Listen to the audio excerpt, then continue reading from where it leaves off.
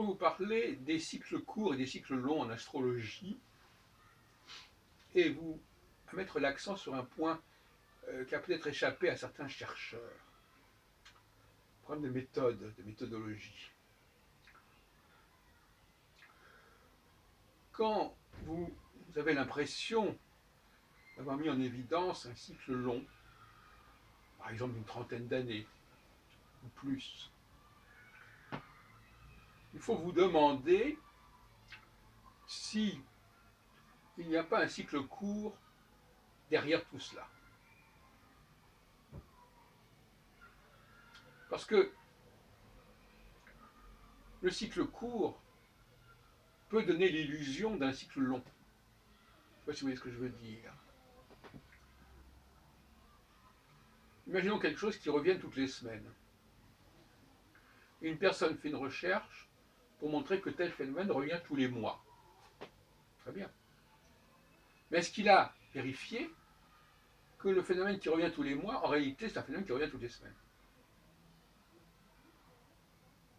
Prenons un exemple encore plus idiot.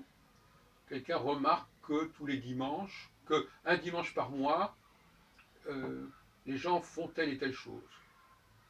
Donc il montre, il dit, voilà, vous voyez bien qu'une fois par mois, les gens font ceci. Donc il y a un cycle. Sauf que les gens font ça toutes les semaines. Par conséquent, le cycle long n'est jamais qu'une expression en aval, une conséquence secondaire du cycle court. Et il arrive souvent que l'on commette ce genre de bévue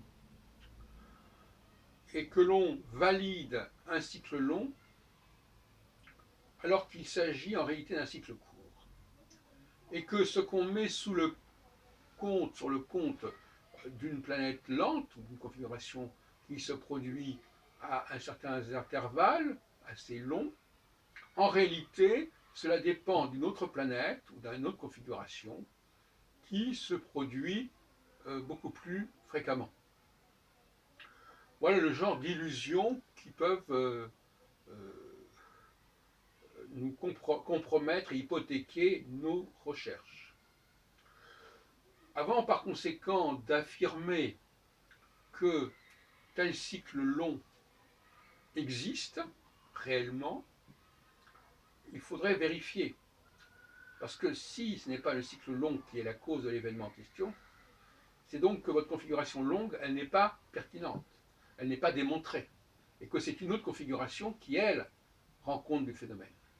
Donc il faut s'assurer déjà que le phénomène que l'on prétend décrire est un phénomène qui ne se déroule pas à d'autres moments que au moment que l'on a pris en compte. Et ça, c'est une précaution qui me semble n'a pas avoir été prise par tout le monde dans le domaine de la recherche astrologique. Moi-même, j'ai pu effectivement aussi, d'ailleurs, prendre des vessies pour des lanternes et mettre sur le compte d'un cycle long ce qui est en fin de compte un cycle plus court.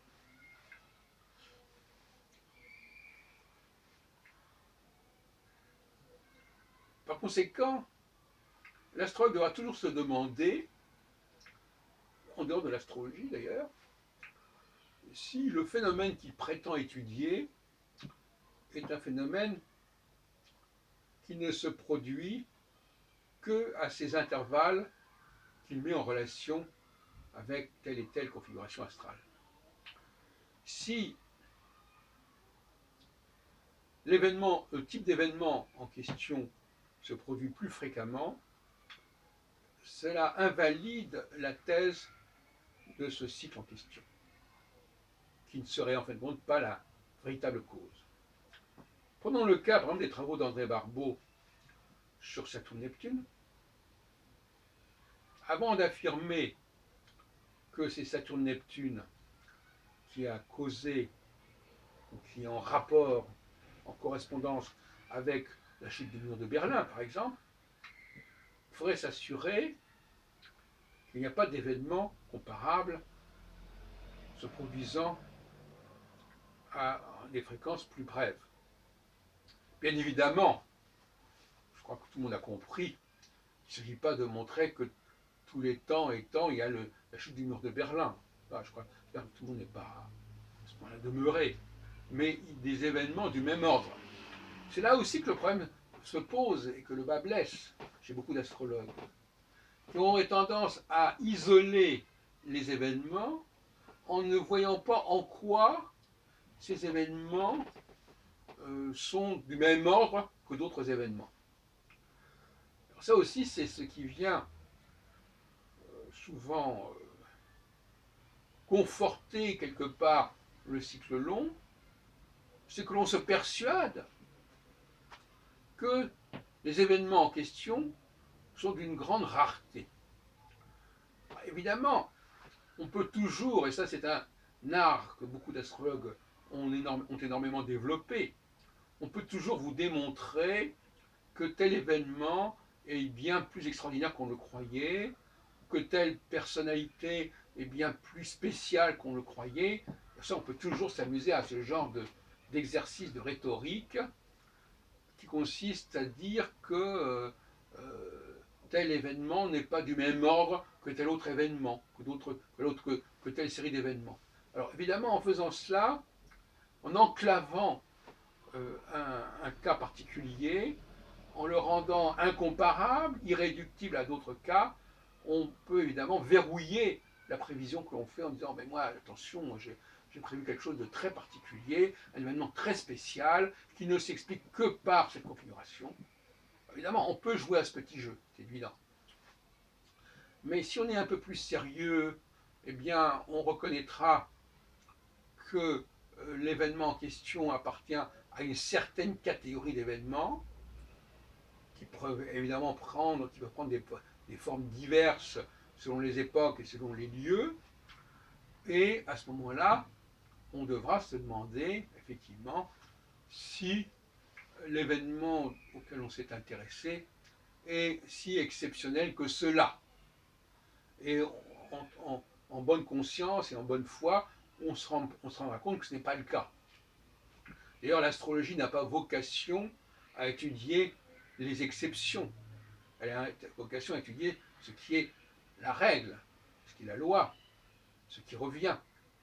Et la récurrence implique évidemment d'être capable de voir ce qui se ressemble d'une période à une autre, d'un événement à une autre, voire même d'une personne à une autre. Si on n'en est pas capable, en effet, on est à la merci de ce genre de mirage. Par conséquent, il faut être dans l'interdisciplinarité, dans le sens où les événements qu'on veut étudier, il faut déjà voir comment ils peuvent se définir d'un point de vue socio-historique. C'est-à-dire qu'il faut donc à la limite travailler sur des séries qui seraient validées par des historiens ou par des sociologues. Et donc ça ne dépend, c'est pas l'astrologue tout seul qui va définir cette série. Il peut la définir au niveau cosmique, mais il ne va pas la définir au niveau sociologique. Dans le cas des prévisions mondiales d'André Barbeau concernant donc Saturne-Neptune, il faudrait se demander jusqu'à quel point le phénomène étudié est unique en son genre et ne s'est pas produit entre 1954 et 1989.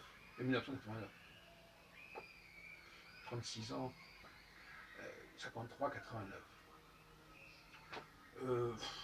Si on fait un petit effort de généralisation, on s'aperçoit qu'effectivement, il y a eu d'autres événements du même ordre qui ne s'inscrivent pas dans le cycle Saturne-Neptune.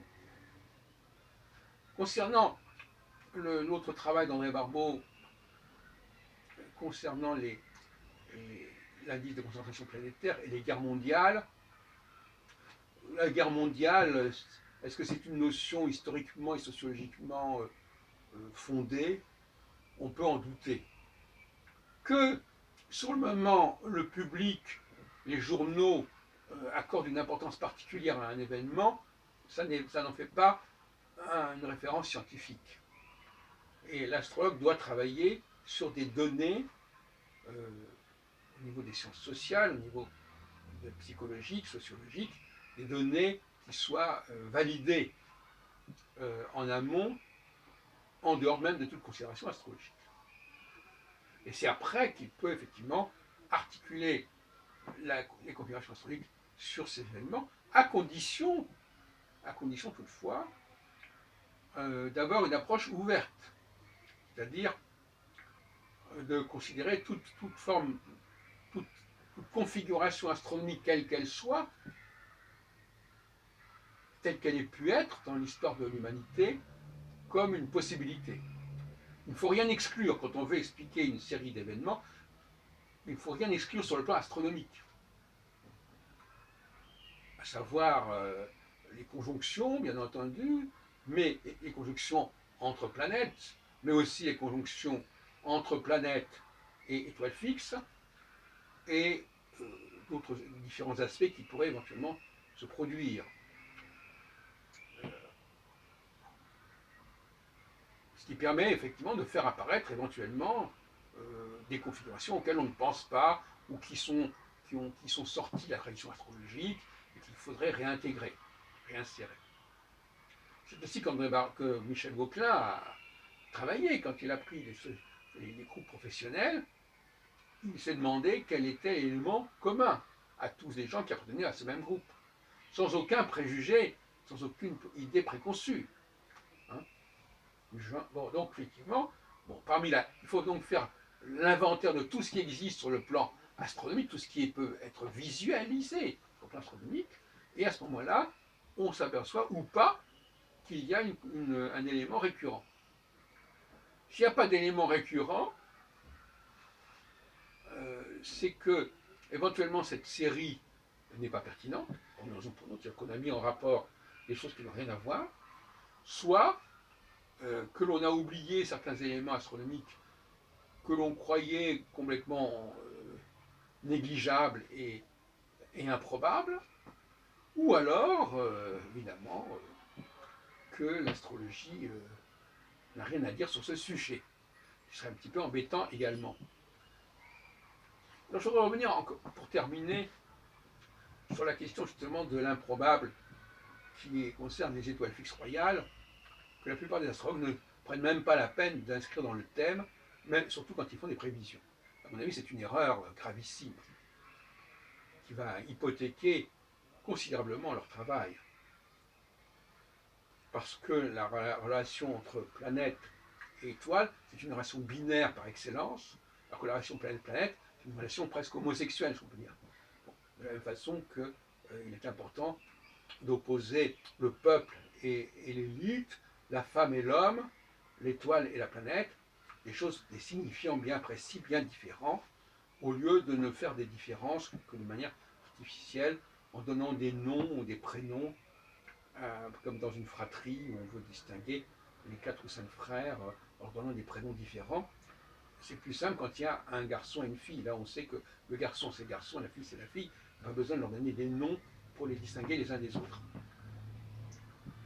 Alors, pour terminer, je voudrais revenir encore une fois sur cette question des étoiles fixes royales et montrer que une des raisons pour lesquelles j'ai opté pour ce système, déjà une quinzaine d'années, c'est parce que il était plus concret que les autres.